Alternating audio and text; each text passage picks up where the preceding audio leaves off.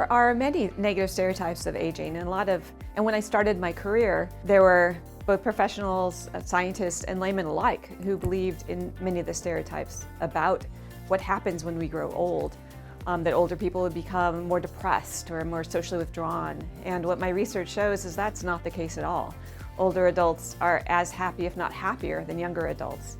And they do not become more socially withdrawn. They actually provide more care to the communities than they receive. Just knowing this is really important because there's research showing that if you have a negative belief about your own aging, you live on average 7 years less than people who have more positive beliefs of aging. This also is important because a lot of policies that we have in this country really demand a look about what happens to us as we age. So for example, if people have this belief that older people become more depressed or that they become less active, then this affects how we program careers for older adults or opportunities for older adults, or how much care we provide when someone is looking a little sad.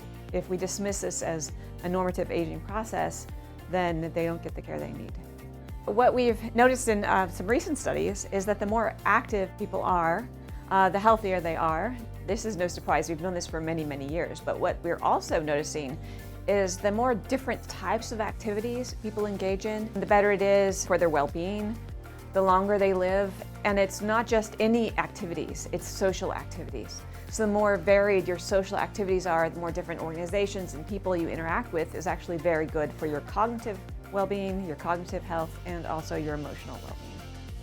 So we know, for example, that older adults are incredible at volunteering and giving back to their society, that they actually, when they do volunteer, they volunteer for more hours and longer hours than any other age group. And so we encourage older adults to become active in their communities and to seek out clubs and events, to seek out friends and family members and to stay socially active. We know that our social lives predict happiness and how long people live as much as more objective indicators like levels of cholesterol when you're 40 or your genetics, for example, that your social lives are really important for your health.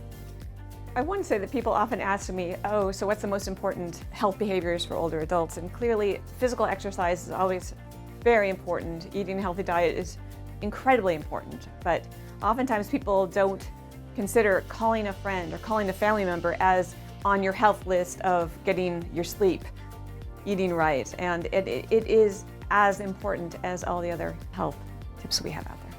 So policies to consider. So for example, we know that our social lives are vitally important to us. So when we think about designing cities, and Europe is already well ahead of the United States, and Singapore is doing incredible work, for example, in this field, is to look at how to keep older people active by doing even small steps. So for example, in Europe, they're talking about having trains have stops that are a little longer, so it gives people time to get up and off the train and on the train. So having more public transportation now that we have more Uber and more transportation issues and cars that are even driverless cars, as that becomes more and more prevalent, that'll hopefully give older people more opportunity to take the transportation they need. What we're doing is really dispelling these stereotypes about these ideas that chronic illness is part of aging. It's not part of aging, it's separate from aging, and we need to understand what separates normative aging process, which is not disease, which is not cognitive decline, from what happens that's associated with age. And so uncover like what's behind these illnesses, what's behind these cognitive declines, and so we can modify that so people do not have to suffer issues that were more common 50 years ago. Now we have hope that our later lives are even happier and more fulfilling than they ever were before.